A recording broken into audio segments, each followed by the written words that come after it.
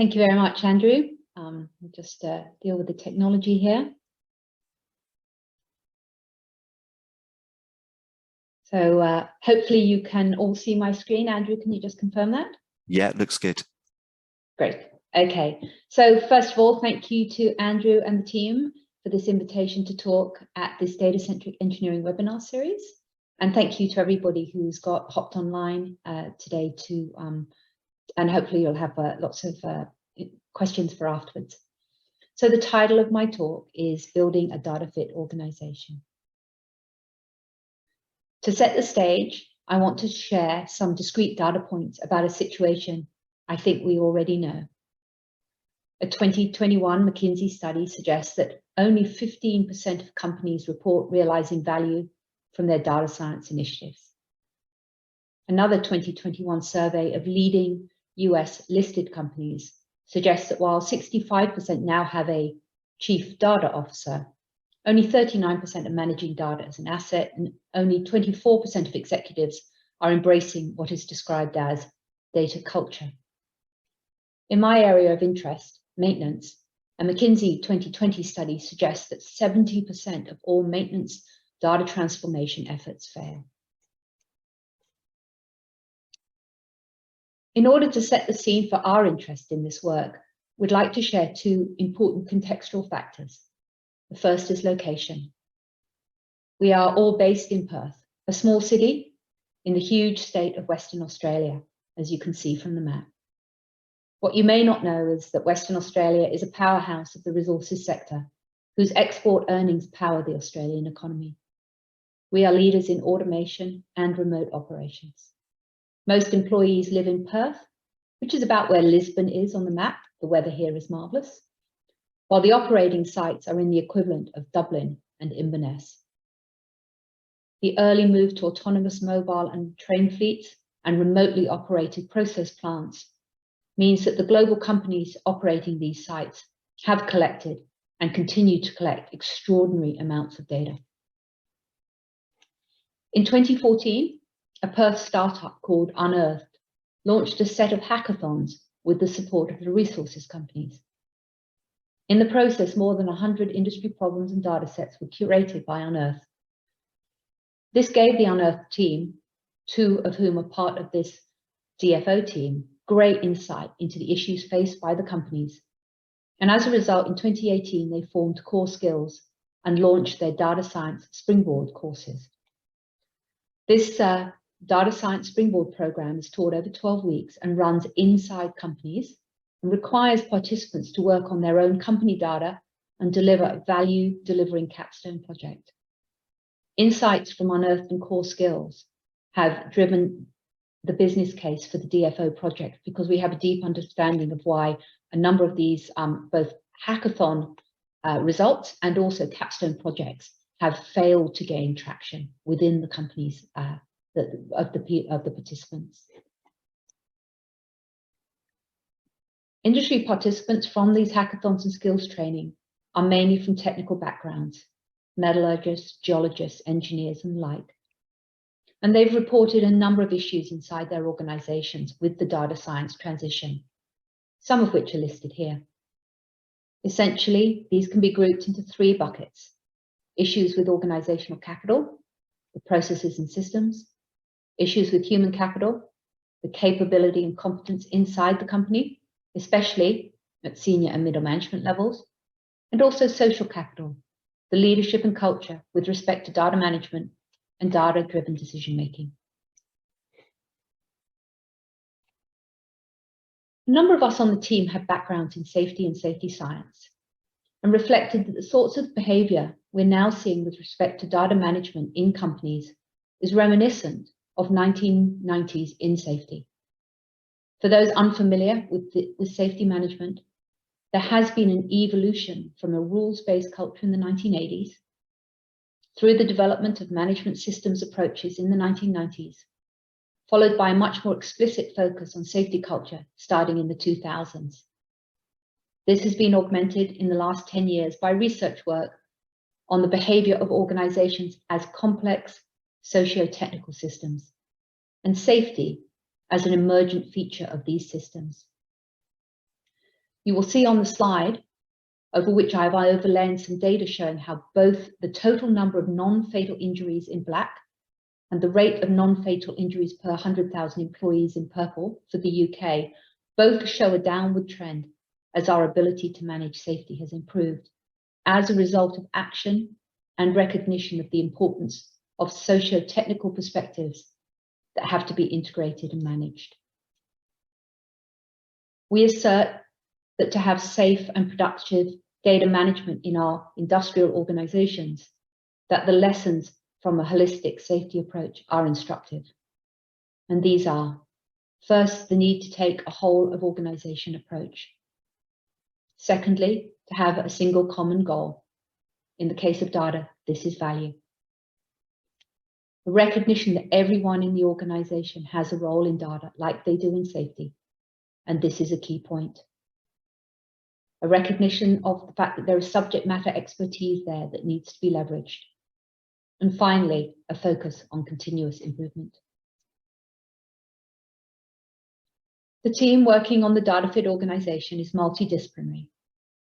Members of our team come from organizational psychology, engineering, data management, and human factors backgrounds, and include those from academia and industry, as well as I mentioned earlier, the technology startup community.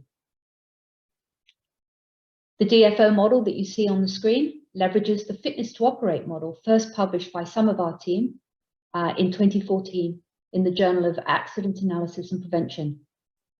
And this model, this fitness to operate model, was developed in collaboration with Australia's offshore safety regulator. The fitness to operate model is based on the 3 capitals we mentioned earlier.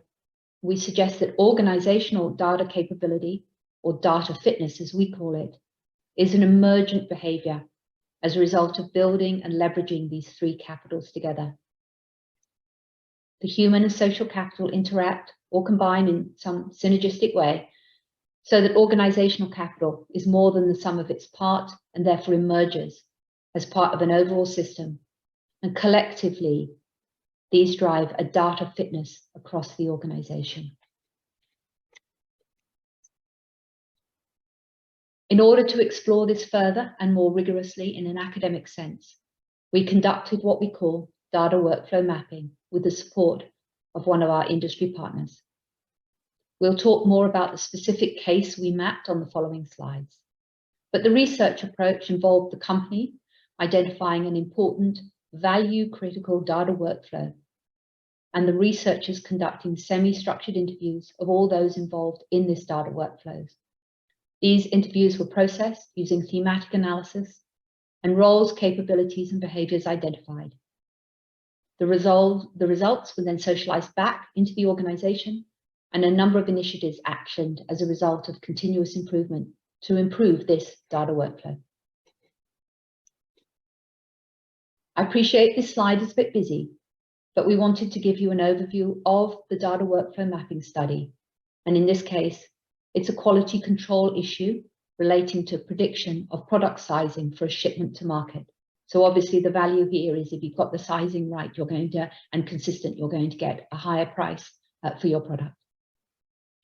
The machine learning pipeline starts with geological data from drill holes and sophisticated spatial temporal mapping of the 60 million tons a year that is blasted, excavated, trucked, stockpiled, screened, crushed and screened before moving onto a ship. The data workflow involves the integration of numerous data sets. A feed-forward prediction of sizing enables proactive controls in the process plant that sits at the end of the pipeline. This data workflow involves 18 roles, as shown on the right, including subject matter experts like geologists and metallurgists, dispatch schedulers, managers, and the data science team. The results of our data workflow mapping are that we found there are 4 stages in a data workflow and 6 roles. I note that there are some important differences here to the terms we often hear about to describe data work. You can see we have data opportunity, solutions, deployment, and embedding. And I note the equal weighting given to the data opportunity deployment embedding stages as the data solution stage. Mostly when we hear about this, people are only talking about the data solution stage. There are 6 roles listed here, and we will examine these in a bit more detail on the next slides. I'd like to say that these roles are not new positions in the organization, but roles for existing employees, often subject matter experts, such as engineers, accountants, and managers. It's also worth noting that in this framework, an individual can have multiple roles in a single data workflow, and multiple roles can and do combine to each stage of the workflow. Let's look in a bit more detail. First, at the roles of data curator, custodian, and composer, recalling that behaviors listed here come from the interviews. In this case, the only one of the roles familiar from the popular press is data composer, the trained data scientist. However, you can't have a data workflow without someone who collects and collates the data. In this case study, this role is done by the mine geologist and the senior geologist. They have the subject matter expertise and play a vital role, not only in the data solution, but also in the deployment and the embedding stages as checkers of discrepancies between the actual and predictive results of the model. Note, we also define behaviors for this role. It is no good having skills if you don't use them. So we are looking for evidence of them actively engaged in the behaviors listed here. Moving on to the roles of data consumer, enabler, and data workflow lead. Look at the variety of people who are using the output of the model in their daily work. You can see this on the right-hand side. The metallurgists working in crusher delivery, the schedulers, mine control, and others. None of these have formal data science background.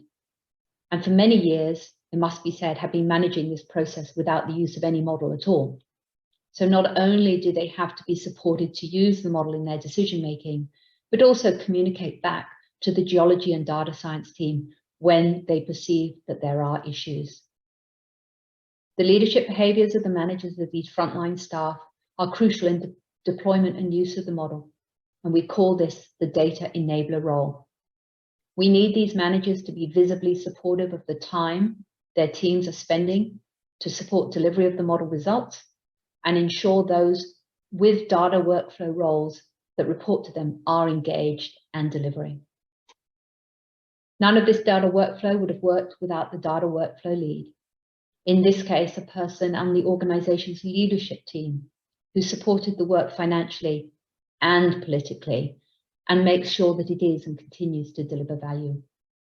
The data pipeline and the model in this case took over 2 years to be developed, trusted, and used.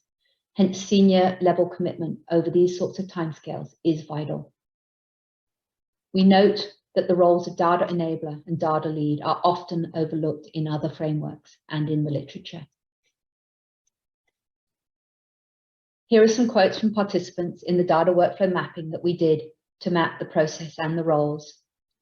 The first one talks to agency and this individual's appreciation of understanding where they fit in the process, and with this knowledge, how they can control what they do. The second speaks to trust, which makes this individual feel they're part of the feedback loop about the model's performance.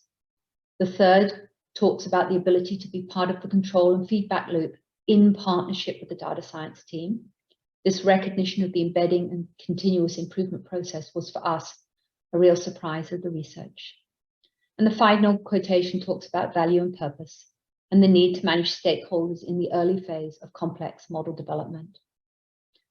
We suggest actually that failure to focus on the end goal value and failure to recognize the time needed to develop these complex data processing pipelines is a recurring challenge for leaders. And data workflows such as we've described here really need senior management buy-in and visible support.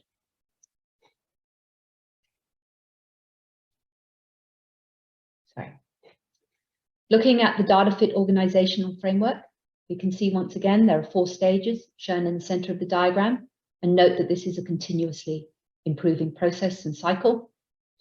There are 6 data roles, and everyone with a role or roles in the process understands their role and everybody else's role. There's a focus on behaviors that helps to build capability and set behavior-based performance measures. With everyone involved, ideas to improve elements in the data workflow can be captured and leveraged. And finally, data-fit organizations consider these roles explicitly in their talent management and in the development of training. So where to for our DFO team from here? As I mentioned, we're a diverse team. The technology startup members have developed training programs to assist companies to do the data workflow mapping and also embed DFO concepts inside their existing core skills courses. Other members of the team, like myself, are socializing these ideas through industry and academic channels, rather like we're doing now, and continuing to do academic research on these ideas through our organizational psychology colleagues at the Future of Work Institute. I mentioned modern safety thinking as an inspiration for the DFO.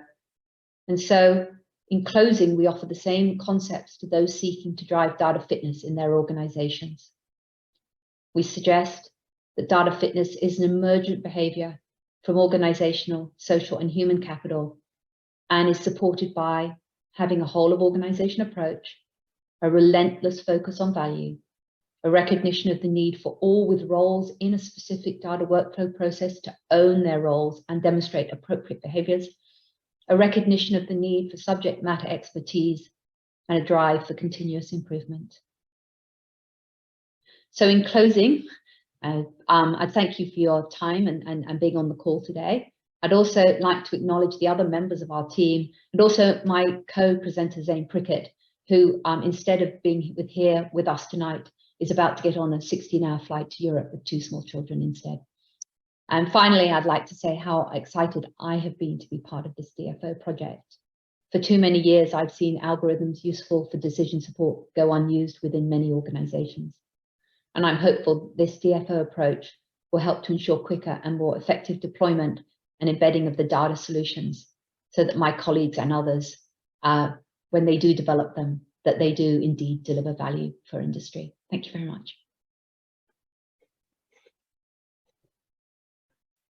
Thank you, Melinda. I'll just invite the attendees that we've got to post any questions in the chat or the Q&A if they have them. Happy to read those out for you. I wondered, Melinda, if you could talk, I mean, you mentioned that Zane wasn't able to join us, but I'm interested to hear a bit more about the role of Unearthed. So this is described as a large global community of innovators and small and medium enterprises solving challenges.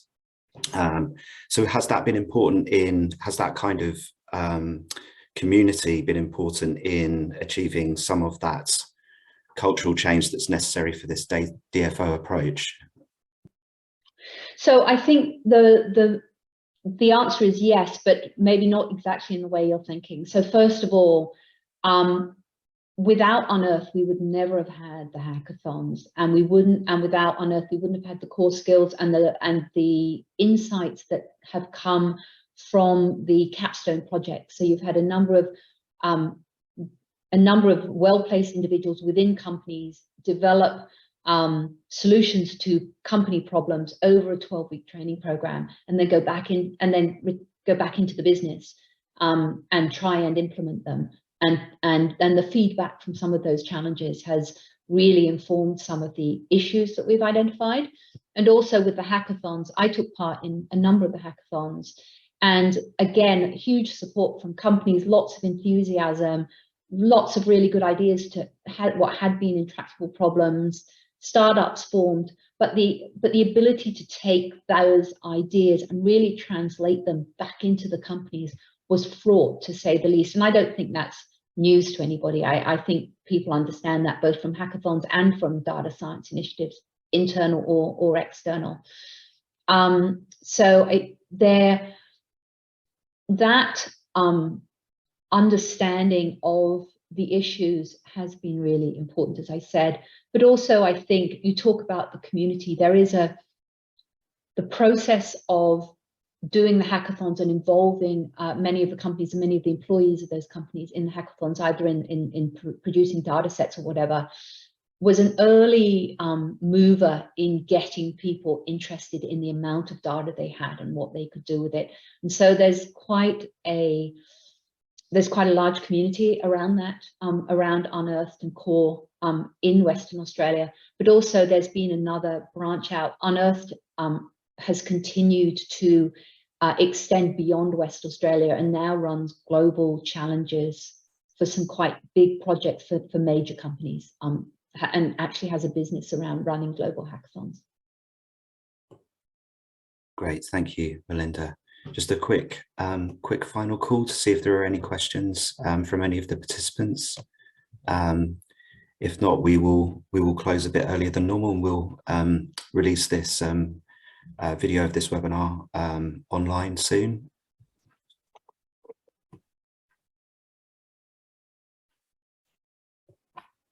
Here we go.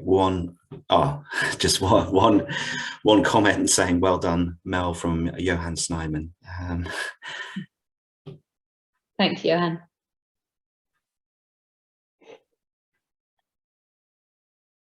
Okay, I don't know if there's anything else that you want to say, Melinda, or if not, we can probably draw it to a close. So thank you again for joining us, and it's really great to have you involved with the DCE Journal. And as I say, we'll make the talk available and sort of share that as widely as possible.